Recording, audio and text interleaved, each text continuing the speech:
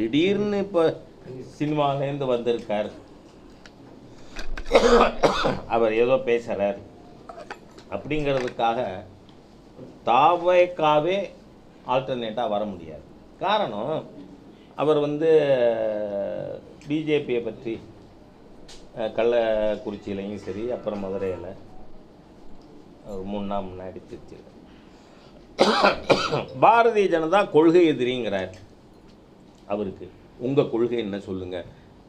இன்னி வர விஜய் அவர்கள் தாவேக்காவோட கொள்கை என்னென்ன சொல்லியிருக்காரா?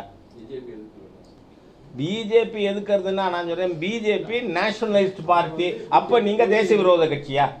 நீங்கள் அவர் பொதுவாக சொல்கிறார், நாங்கள் பிஜேபி எதுக்கிறோம். இருங்க சற்று சொல்லிடுறேன். ஃப்ராஜைல் 5ஆக இருந்த தேசத்தை 4வது பெரிய பொருளாதாரமாக கொண்டு இருக்கோம். விஜய் நான் அதை எதுக்கிறேன், இந்தியா திருப்பியும் நொறுங்கிற பொருளாதாரமாக தான் இருக்கணும், அழிஞ்சு போகணும் உலக அளவில், அப்படி விஜய் சொல்வாரா?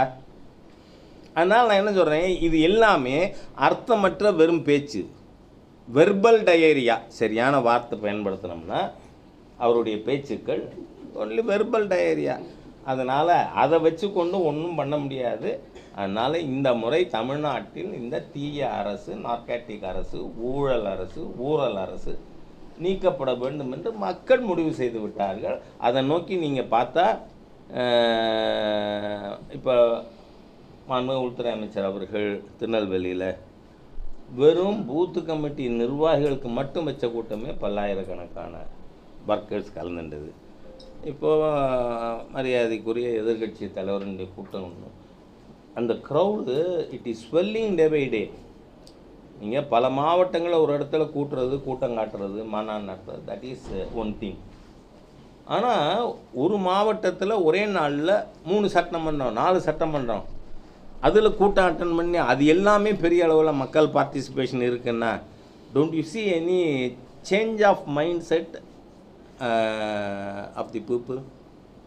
அதனால் மிகப்பெரிய அளவில் மக்கள் மத்தியில் மாற்றம் வருது. அதனால் நாம் என்ன, ஒன்றா இருந்தால் கண்ணுக்கு அழகு, எல்லோரும் ஒற்றுமையாக இருக்கணும் அப்படின்னு ஐ கேன் ஒன்லி அப்பீல்.